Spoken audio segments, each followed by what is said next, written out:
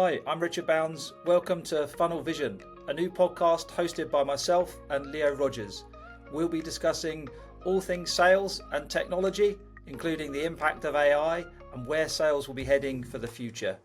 We've got excellent guests, leaders from companies such as IBM, Software AG, Google, Salesforce, together with thought leaders who are running their own successful businesses, consulting, training, and bringing change within sales. The guests are superb, the conversation's really insightful, and I hope you enjoy. Thank you for joining.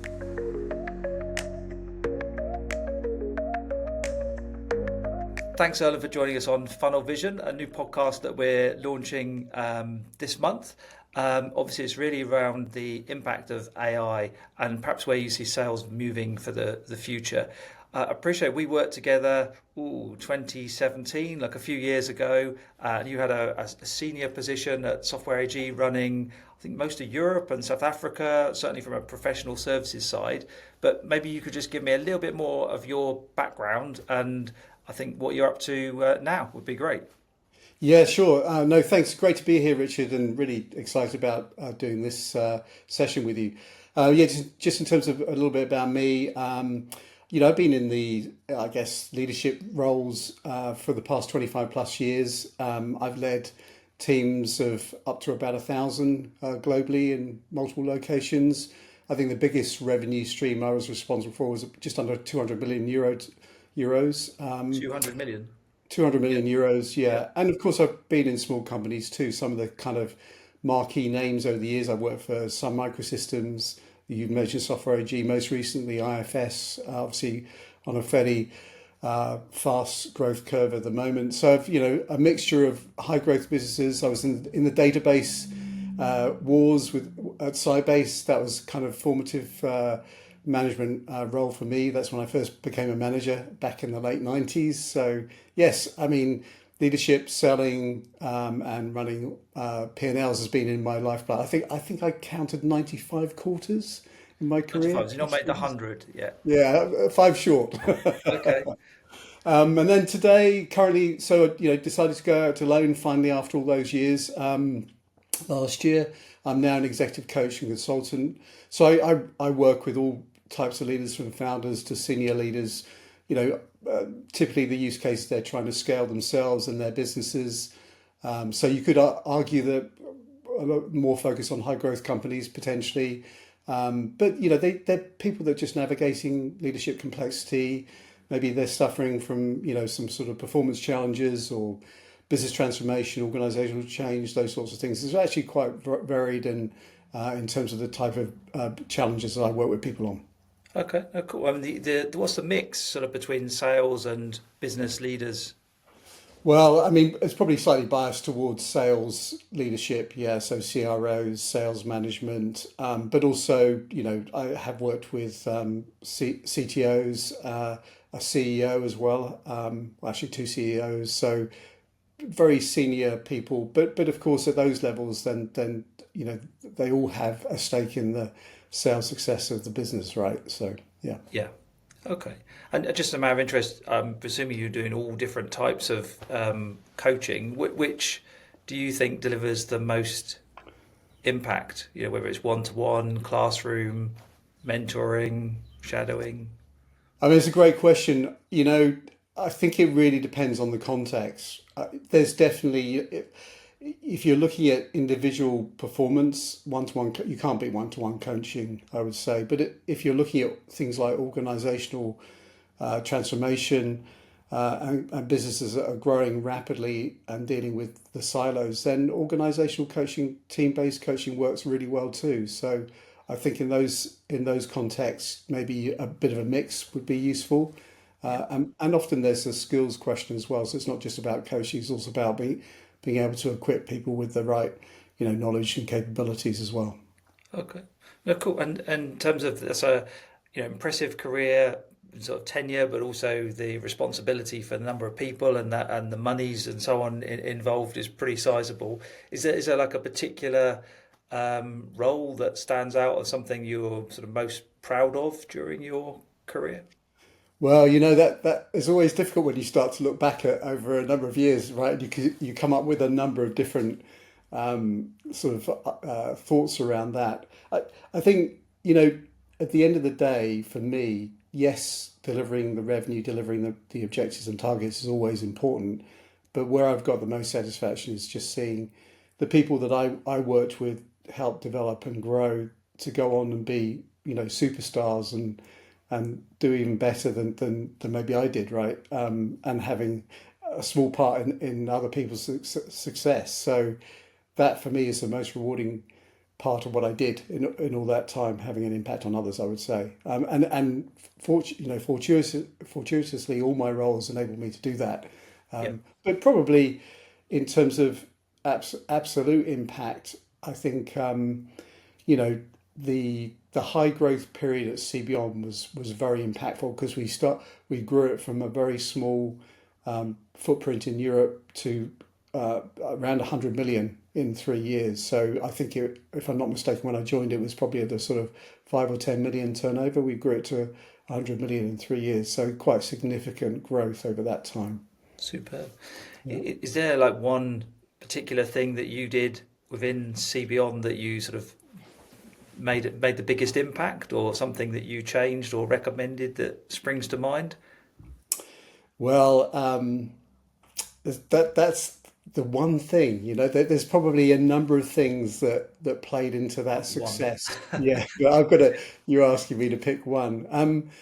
You know, I think if thinking about it, it would probably be bridging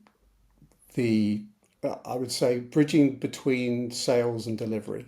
I think getting that working in a harmonious and positive reinforcing way between those two functions at that time of the industry was hugely powerful in terms of winning. We were going up against, we were going up against the likes of Big Blue, IBM, some of the the bigger vendors out there at the time.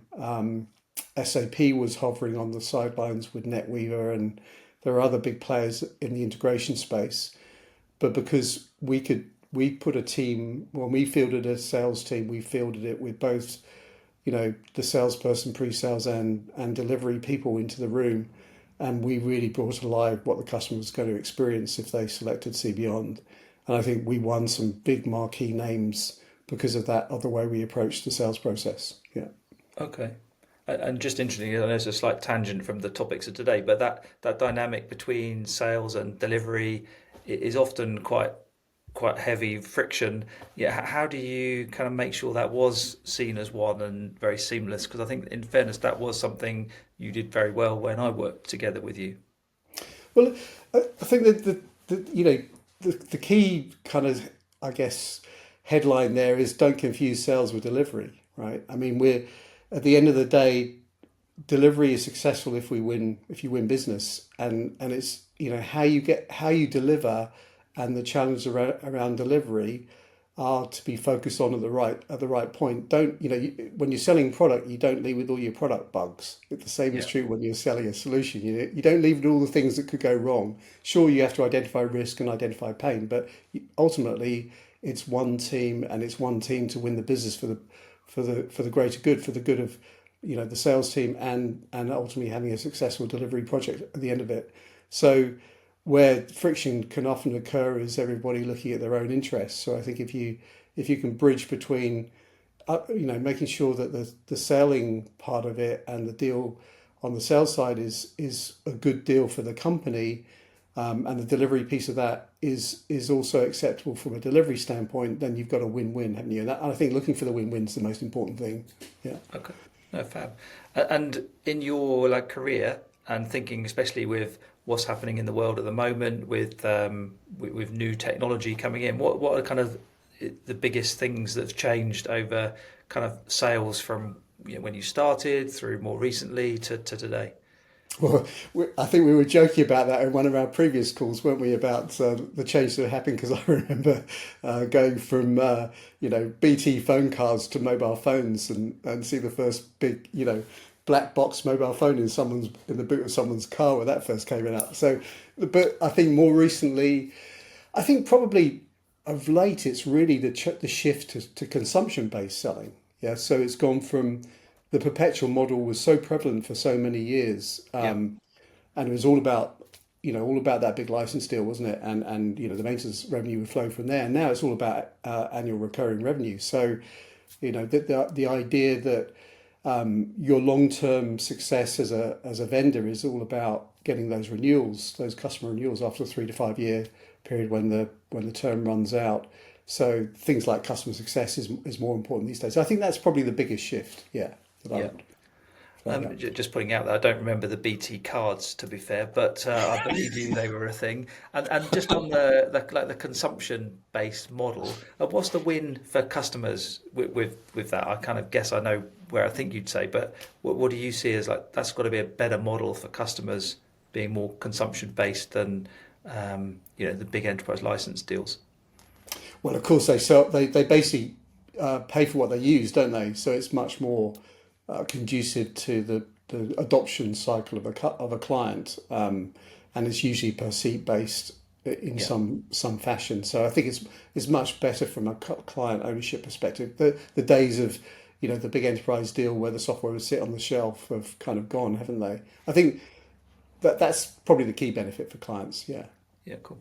And just in terms of, you're speaking to lots of different companies. Sounds like they're different sizes and shapes and slightly different sectors as well. But are there some like common challenges that you're seeing today, that in particularly around sales?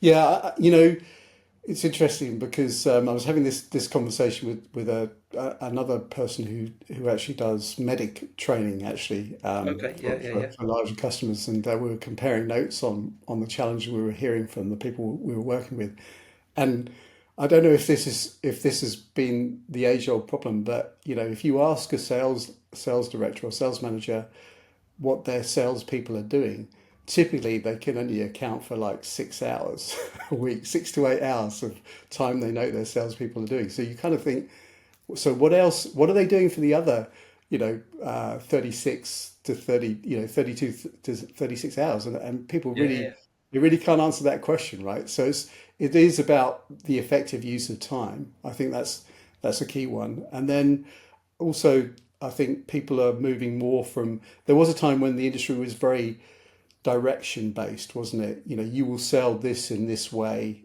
and you need to follow this methodology. And I think now it's much more coaching and supportive selling, or it's increasingly more moving that way, a sort of coaching led sales approach, let's say. Yeah. So yeah. Okay. Because that first one's really interesting because I probably see seller productivity and the amount of time people are spending with customers, but do you think there's an element of like a trust issue I on think that? that Yeah. yeah, I think there is a big element of trust, a trust challenge there. Yes. Yeah. Okay. No, cool. Very interesting. Obviously everybody's talking about AI and how AI is impacting sales. Is it something that you're using or you're seeing customers use in their everyday working life? Well, I don't think it's going to replace salespeople, but it will replace salespeople that don't use it, is my view. Yeah. So I think what I'm seeing is people are using it increasingly more on the BDR side, right, to help with preparation, with research, and just understanding the market and the clients, right, and the business drivers for those clients. So it's better than sitting there with a blank sheet of paper and having nothing to work on, right? It's really good to get yourself started.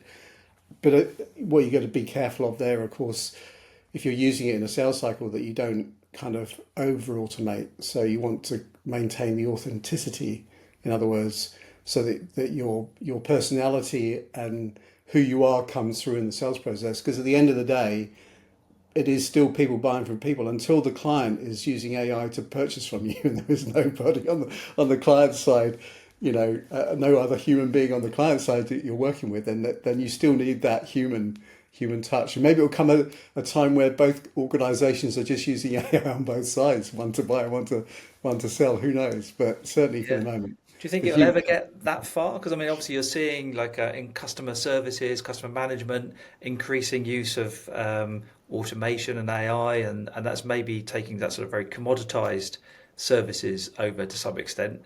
How far do you think that will go in selling? And in the next 5 years or so, do you have a view how far we'll end up on that scale? Well, I think there's definitely a case for more automation, isn't there? There's some things that you have to do from a sales perspective that are quite mundane, and certainly AI is going to help with that. But clearly in a complicated sales cycle where you need to gather and talk to quite a few different people within an enterprise account and piece that information together to come up with a concept or a solution that's going to deal with the customer's pain points, and then navigate that messaging and so on. Sure, AI can help with some of that, but all said and done, you're going to be putting people in front of people to talk about that vision and the way forward for the client. And there's no other way of doing that at the moment other than a really good sales team, is there? So Yeah. I think we're some way off that not being the case, if you will. Yeah. Yeah, I could probably agree. But in terms of you referenced that the salespeople that don't use it or don't learn or don't evolve are going to be either left behind or what have you.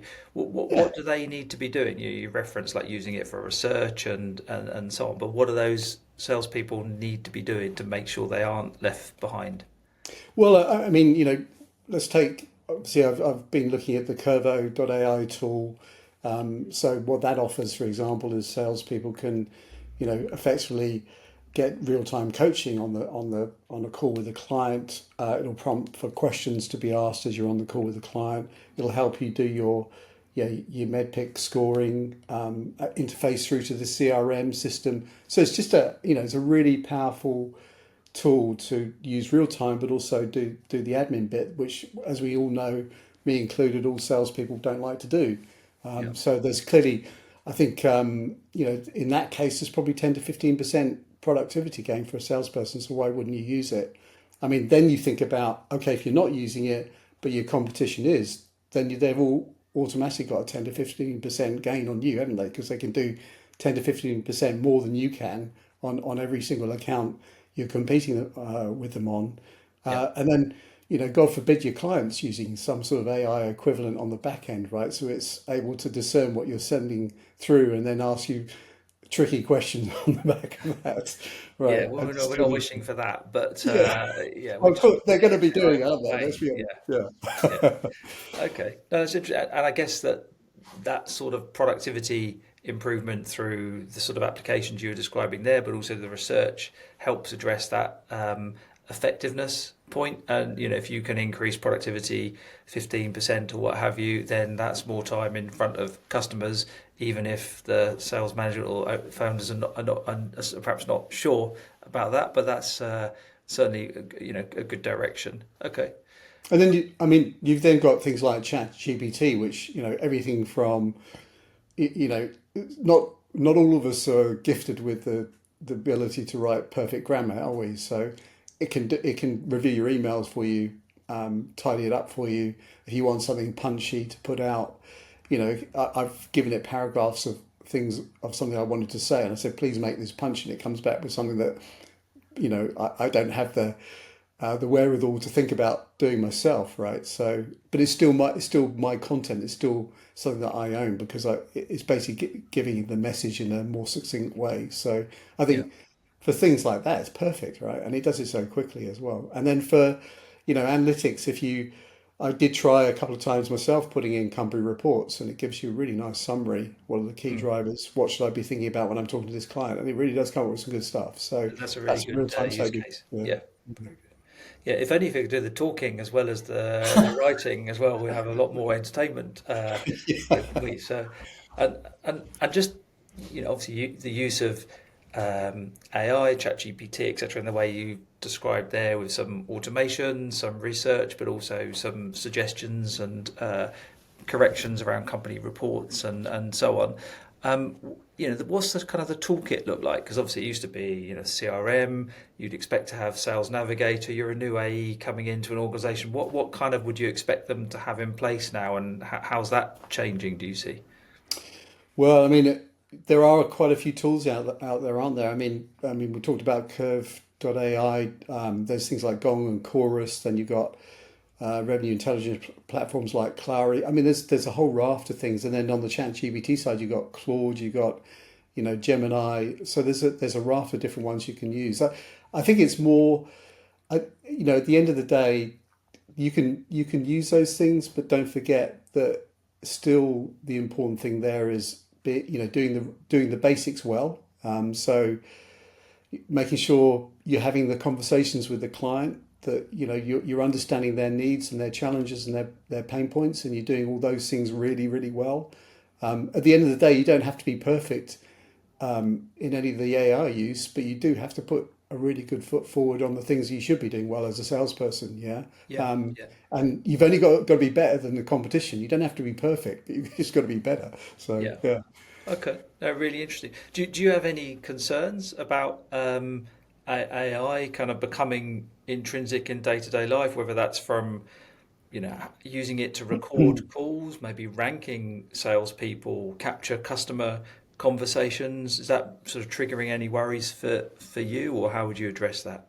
Well, I think it's just as long as you're using it in a way to support what you're doing, I think it's perfectly reasonable. Obviously, it shouldn't be used from a surveillance perspective. And again, I think like all these things, transparency is key. So, salespeople, for example, need to know what's being tracked and why. I would be open every time I'm on a call with a client that I haven't worked with before. I'd say, look, I'm using AI summaries. Are you happy to, or note taking?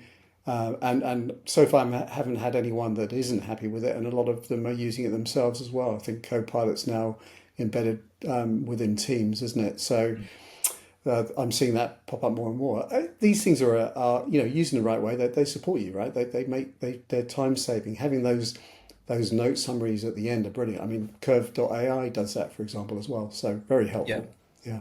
Okay. No, cool. Really interesting. But you don't think it's going to take sales jobs as such? It's just going to augment and automate certain tasks? Yeah, I think it will. I mean, it's you still need that human contact. As I say, until customers buy only through AI, you still need that human contact. And you need to be authentic, don't you? I mean, the authenticity is going to be really important going forward, because at the end of the day, if everybody's using AI, then from a customer perspective, everybody will start to look like an AI bot, won't they? Yeah. Being authentic, having your own voice, and it's probably going to change the way in which salespeople are organised and the way they operate. But salespeople are going to be intrinsic to winning business, forevermore. I would argue. Yeah. Yeah. And I guess you have the advantage of being able to work with multiple companies and see, how they're all using technology to support sales and transition as organizations. Is there kind of one or two things or one or two trends that you're spotting that people are resonating and they're really effective as well, or? Well, I see people experimenting a lot. So trying these things out. I think probably there are early adopters that are really taking it into their processes, but most people are really thinking about how to apply it, and maybe trying and testing a few places here or there. So I'm not necessarily seeing, like a Main Street shift in terms of businesses fundamentally rewiring the way they sell and so on yet, but I wouldn't be surprised if that starts to come as we move forward in the next two or 3 years. Yeah. Yeah. No, cool. So you're not working with any CEOs that are saying AI first? Well, I mean, yeah, it's. I actually saw it. Well, I was coming through Heathrow yesterday, and I saw Infosys's new advert that where it talked about, digital first, AI first. There was one other which I don't recall, but I think that idea of AI being front and central everything. I think we're a little bit too early for that. Maybe if people are starting to say that, then they already have some of the answers worked out. I think everybody's still trying to figure out really how to use it effectively in their organisations. I mean, if you look across the landscape, probably one of the bigger challenges of proper adoption within businesses is the data challenge. Yeah, because at the end of the day, if you're going to use it and apply it against your own data that you've built up over maybe decades of operations, you're back to the curation of how good is that data, how clean is it, and the outcomes that you're going to get by applying algorithms, AI type algorithms against it. Is it actually going to be effective and so forth, right? And is it going to give you the benefits that you think you're going to get by using it? I mean, clearly it will in some cases, but that's a lot of that stuff still needs to be worked through. And then you've got the whole data governance around that, the life cycle and the data management around that, right, as well. So it's not easy to adopt in a big organization, I would say, but certainly I'm sure there are a lot of companies figuring out how to use it. Yeah. Okay. No, cool. Thanks, Erlend. Anything more kind of on the AI side before I just move to like a few final questions just to sort of wrap things up? Well, it's an exciting time in the industry, isn't it? Because it is, it's the next big wave. We've had wave after wave in technology, and this is the next big one. So if you're not strapped to a rocket ship on it or near it, then you're going to miss out, I would argue. But anyway, yes, let's move on. Yeah. So as a matter of interest, do you see it as big as the kind of the mobile, the digital, the AI wave? Is it as big as one of those, or? I think it will be. Yeah, definitely. Yeah, I think it's got it's very disruptive, isn't it, in terms of potential impact on some of the kind of, say, let's call it more traditional professional roles. I mean, for example, it can be quite dramatic if you're a legal person or if you're an accountant, because a lot of the grunt work, maybe I shouldn't use that word, but a lot of the basic heavy lifting work can be automated. Of course, you still need lawyers, you still need accountants, right? Because somebody's got to sign off on it, somebody's got to approve it. But a lot of the hours spent over a spreadsheet, possibly that work is going to disappear, as it were. So yeah. I forgot the BT card phase as well that came before all of those things. Okay. You're not going to let me forget that one, are you? No, I'm going to Google it or ask ChatGPT. The phone card, yeah, BT phone card, yeah. What were they? Cool. Thank you for giving me your thoughts on that. It's really, really interesting. I've just got a couple of quick general questions. Just, if you're a newer person starting in sales, and I know there's no magic bullet or anything, but what is the kind of the one biggest tip that perhaps you've had that's been most useful to your career, or you'd give to somebody starting off in their career? Understand your client or your potential client. Just make sure you really understand what they're trying to do and why they're trying to do it, and don't necessarily accept at face value the first point they give you. I mean, this is back to, if you could often talk to a client and you'll uncover a need, but get behind that need. What's the business problem driving that need, and really understand what the key business drivers and the measure of success is for that client contact, as it were. Because we talk about customers, but at the end of the day, within a big organization, every senior leader within there is going to have their own set of success metrics and things that they need to do to be successful. And it's really getting under the cover and understanding that. I think that age-old adage is as true as it was 10, 15 years ago. Yeah. Okay. No, cool. Fantastic. And do you have a favourite deal of your whole career? Well, this is a question that's come up before, and there have been a number of deals that really sit in my mind for various reasons. Probably all round favourite deal would probably be a large one. The biggest one that I've ever been lucky enough to be part of was Software AG. It was a large sale to a large military organisation, UK based, and I think total revenue was something like £30 million. So it was really big. The services alone were actually, the lion's share were 20 million. And it just, at the time, it was a roller coaster. It felt like a marathon, and it was very competitive. But if I think back now in terms of the way it was executed brilliant. We had a brilliant sales team, brilliant sales leader on it, it was just such a great thing to be part of. We had the CEO of Software AG come in to meet the CIO at the military organisation, and I had the privilege of driving the CEO to that meeting and sitting in the meeting with the CIO as a three-way meeting. So that was a real privilege. But it was just very well executed, and it was, when we won it, it was the best feeling ever. Okay, fantastic. And so if you had, do you think the execution was the key to you winning that? The team play, the execution, the insider. We were fortunate because we were using the process to be coached. So that the thing to remember when you're selling into public sector is there will be a process in place. You are expected to follow it, but there's an opportunity to ask questions, and there's an opportunity to get insight, and you have to take advantage of those opportunities. I think that's something that a lot of suppliers selling into public sector kind of miss, and you have to take advantage of those opportunities. And we did at every opportunity we did, and at every opportunity we asked questions and gathered more information. Of course, the client won't speak to you. They'll speak to you before the process starts, and of course they'll speak to you afterwards. But during the process, then it's all silent. It's under very strict procurement rules. But as I say, follow the process. Look at where you can uncover more information and really use that to your advantage. Yeah. Okay. That's superb. And from a career perspective, anything, looking back that you'd perhaps do a bit differently?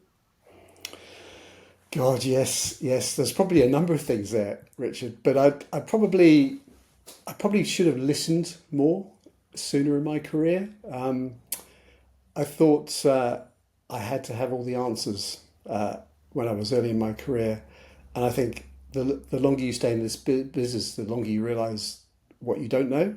There's more out there. It's like with anything, once you start to delve into a subject, you think, you start to gain knowledge, but then you figure out there's a whole lot of stuff that you don't know about that subject, right? Yeah. The more detail you get into.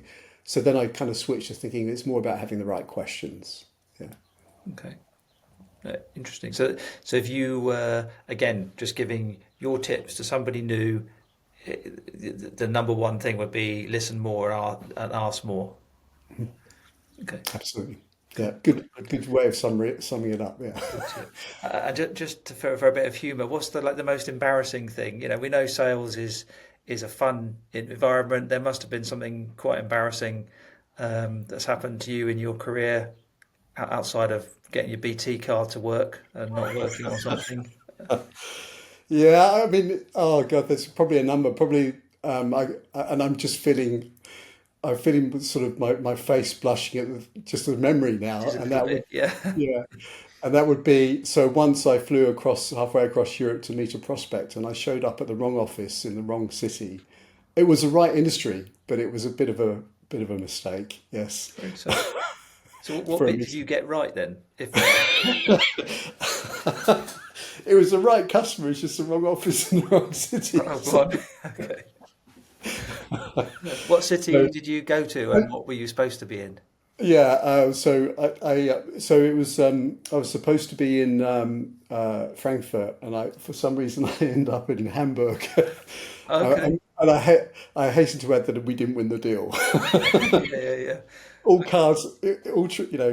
joking aside, unfortunately, we didn't win the deal. I don't think it's because of that particular event, but maybe that's an example of where execution didn't go so well. Yeah. Yeah. So attention to detail is perhaps the other lesson as well. Yes. Okay. But I think we've all done something similar.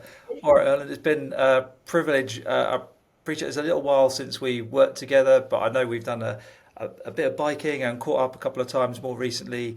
And thank you for your time today and your insights both into your career and how you're seeing the impact of AI affecting your role and your customers as well. Really good speaking to you. Thank you. Thanks, Richard. Really appreciate it. Talk to you soon. Bye for now. Thank you. Bye. That's all, folks. That's the end of the first episode of Funnel Vision. We are going to be coming back and we're going to explore some of the topics in deeper one-to-one discussion with some of the guests you've seen today, but also some excellent new guests. We really hope that you've enjoyed the discussion. You can find us at curvo.ai, connect with me or Leo on LinkedIn, And we'd love to hear your insights and perspective on how you found the discussion or even your own fresh thinking on the topic. We're also looking out for future guests as well. So please get in touch and we look forward to hearing from you. Thank you. Goodbye.